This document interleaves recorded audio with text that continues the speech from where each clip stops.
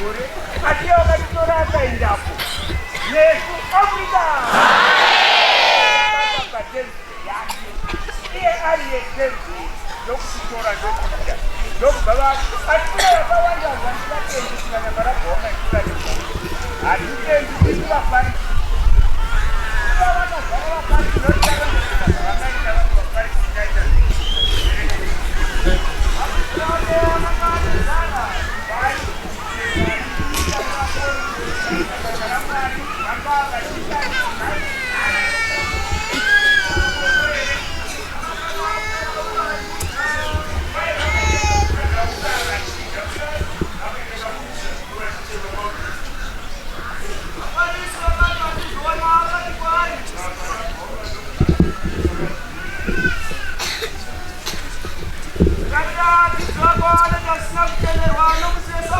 Bapano nokuti makuita zvinoita kujurai.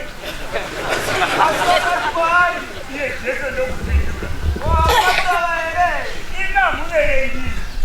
Akatwana Davida musoya akabasa. Iye ndakakana ye. Yesu takanga tinaye vi. Kuti akapinda mumba maMwari.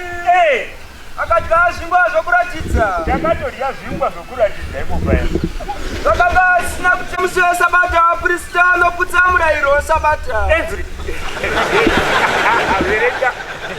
Kutemberi vasine mhosva. Havapuwi mhosva kana vativambusa mhiri kuya. Verenga. Asi ndinoti kwamuri. Unokurira temberi uri pano.